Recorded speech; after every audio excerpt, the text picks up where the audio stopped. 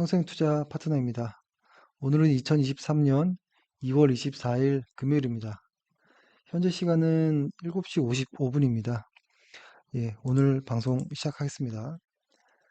어, 사실 오늘 회원분들과 통화를 좀 많이 했는데요. 보통 저는 이제 오전에 쭉 이렇게 어, 리포트라든지 이런 것들을 최대한 다 읽습니다. 읽고 예전에는 이 사이사이에도 리포트 뭐 괜찮은 게 있으면 좀 올려드리긴 했는데 최근에는 거의 안 올렸습니다. 이유는 실적이 PER을 따라가는 이런 모습들이 있어서 그렇거든요. 그러니까 그리고 요 시간에는 뭐 트레이딩 할 것이 있으면 뭐 좀 보다가 한 요 정도 시간까지 요때 이제 뭐 트레이딩이라든지 어떤 장기 투자 관련해서 매매할 게 있으면 매매하고 뭐 이렇게 하는데요. 그리고 끝나면 잠깐 이제 운동을 좀 하고 그 다음에 이제 회원분들과도 통화하고 못 봤던 리포트 더 소화하고 뭐 이렇게 하는데요. 오늘 이야기를 쭉 이렇게 제가 낮에 읽었던 어떤 리포트의 내용과 회원분들의 어떤 이야기가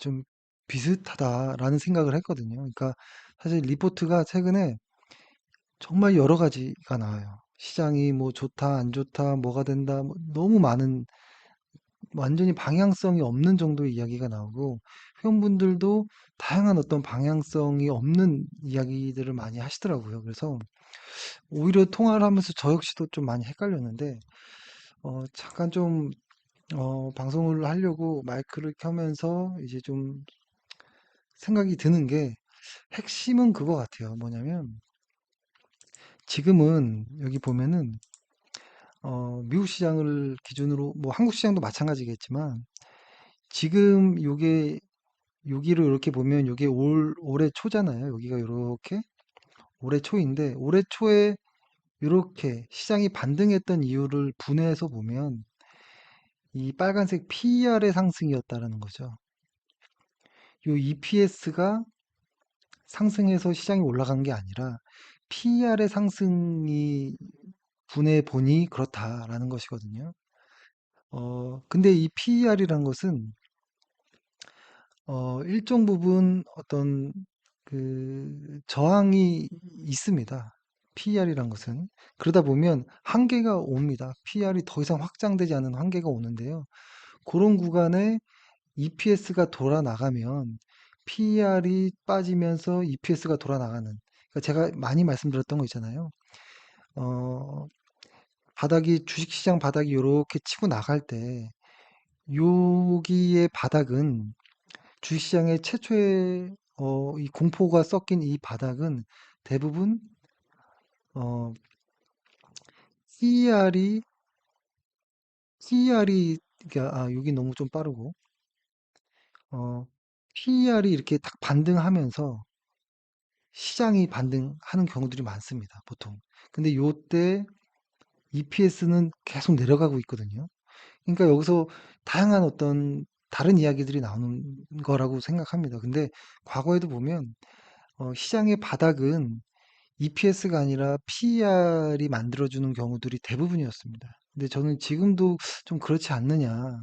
뭐 나중에 침체가 뭐 올 수 있겠죠. 올 수 있겠지만 예전부터 많이 말씀드렸던 것처럼 CPI가 계속 내려가는 구간까지는 주시장이 좋았던 경험들이 더 많기 때문에 그걸 보고 그게 6개월이 될지 앞으로 1년 동안 계속 CPI가 내려갈지는 모르겠지만 그때까지는 있는 그대로의 시장을 좀 봐야 되는 거 아니냐. 근데 지금은 다만 PER에 의한 상승이 강하다 보니 자꾸 한계에 부딪히는 것이죠. 부딪히니까 빠지고, 부딪히니까 빠지고 하는데 EPS가 올라가야 하는데 지금 EPS 지금 4분기 실적은 워낙 좀 오차가 많으니까 보통 시장에 잘 반영이 되지 않거든요. 근데 일단 4분기의 실적이 매출은 뭐 그런 듯하게 뭐 나왔지만 영업이익은 좀 많이 빠졌거든요.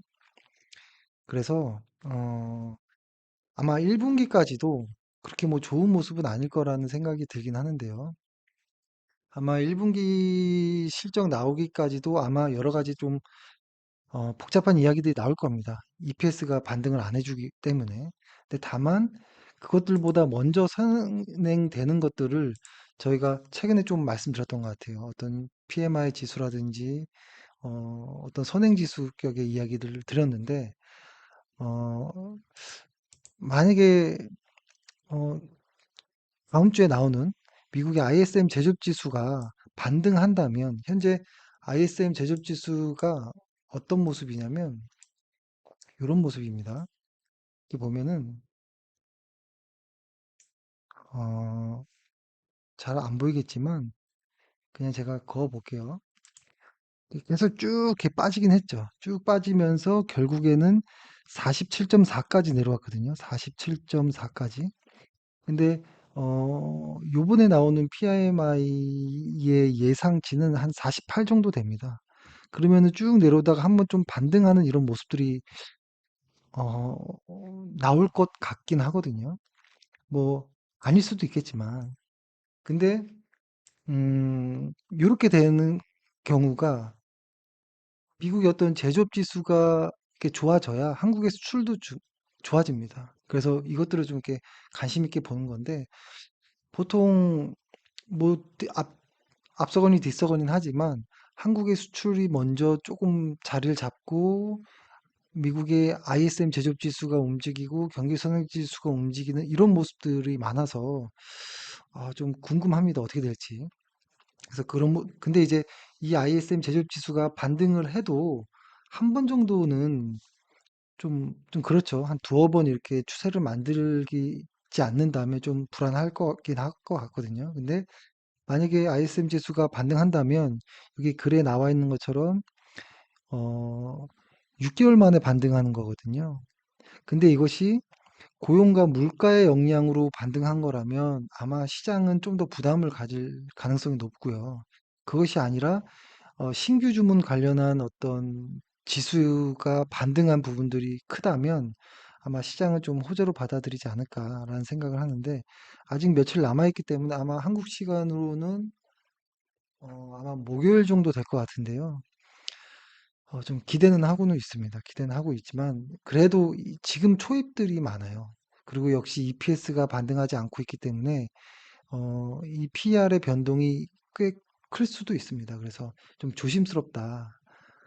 이런 말씀을 드리고 근데 다만 코스피 지수의 월간으로 보면 이런 모습들은 잘 안 나온다라는 것이죠. 이런 모습들은 정말 잘 안 나옵니다. 그리고 아까 ISM 제조업 지수가 아직은 반등해도 48이니까 50 아래거든요. 아직은 수축 구간이라 이게 50을 넘어선다면 좀 느낌이 달라지겠죠. 어, 그래서 2월 2월은 좀 힘들게 지나갔고 3월은 좀 어쩔지 모르겠고 아무튼 좀 그렇지만 지금 크게 보면 시장은 이런 싸움이 되고 있는 것 같아요. 지금 현재는. 그렇지만 나중에 시장이 좋아져서 이렇게 계속 헤드라인 CPI가 계속 내려가는 구간까지는 저는 시장이 좋을 것이라는 생각은 하고 그렇게 되면 이 PER이 지금 벌써 2월이고 이제 3월을 보잖아요. 그럼 내년 3월에 PER까지 반영하거든요, 시장은. 근데 내년에 PER을 더 많이 반영할수록, 그러니까 시간이 지날수록 PER은 낮아질 겁니다. 내년에 실적은 더 증가하니까요. 그러면은 시장의 어떤 변동성들은 좀 축소될 가능성이 좀 높습니다. 근데 그건 이렇게 긴 흐름에서 이야기할 때 마음 편한 이야기인 거고, 당장을 이렇게 좀 보면 주간 차트에서 여전히 하락을 보이고는 있지만 다행히도 거래량이 없는 하락이어서 조금 안심은 되지만 그래도 좀 더 봐야 됩니다. 지금 현재까지 시장은 코스피가 상승하고 지금은 하락이라기보다는 횡보에 가까운 모습이 좀 나왔거든요. 근데 만약에 이 코스피가 음, 만약에 예를 들어서 요 보조지표의 중심을 깨고 이렇게 내려오면 보통 한 달짜리의 어떤 하락들이 좀 나오거든요. 이렇게. 깨면 보통 한 달 정도. 근데 만약에 지금 이렇게 두 번 두들겨서 깨진 거 보면 한 달 정도 이렇게 만약에 조정의 어떤 흐름이 나온다면 시장의 분위기는 상당히 많이 달라질 겁니다. 굉장히 안 좋은 뉴스들 위주로 많이 나올 것이고. 근데 그러지 않기를 바라야겠죠. 바라야겠죠. 그리고 환율 역시도, 근데 환율이 보면 지금 1,300원을 넘어섰습니다. 넘어섰지만 보조지표들의 어떤 한계인 과매수 영역에 들어왔기 때문에 변동성은 커지겠지만, 이게 조금씩 계속 내려가 준다면 더 이상 많이 올라가기보다는, 이제 저항을 좀 어느 정도에서 받지 않을까 이런 생각도 좀 들기도 합니다. 그리고 저희가 코스피에 선행하는 지표로 달러 대 유로를 좀 보잖아요. 이 달러 대 유로가 아직은 반전할 어떤 기미는 보이지 않고는 있지만 이거 역시도 과매도 영역에 들어왔기 때문에 이제 계속 하락이다 이렇게 이야기하기는 좀 어려울 수 있습니다. 계속 하락할 거야 이렇게 보기는 좀 어려울 수 있고 주간 차트 상에서도 과매도 영역에 진입했기 때문에 일정 부분 변동성과 한계에 다다른 이런 모습들이 올 수도 있습니다. 근데 제가 이렇게 이야기를 하면 뭔 이야기야. 결론이 없어. 이럴 수도 있습니다.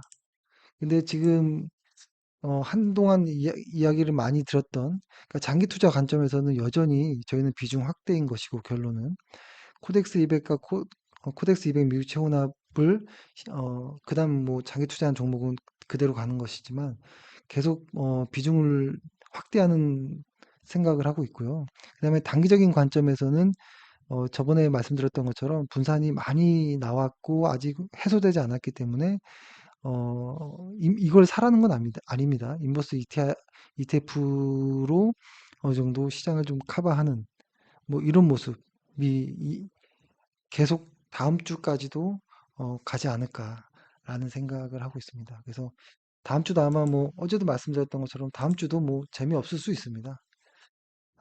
그래도 일단은 대세 하락이다는 아니고 조정이다라는 마음으로 보고 있거든요. 그래서 저는 환율이 만약에 더 치고 가면 더 좋은 매수 기회다.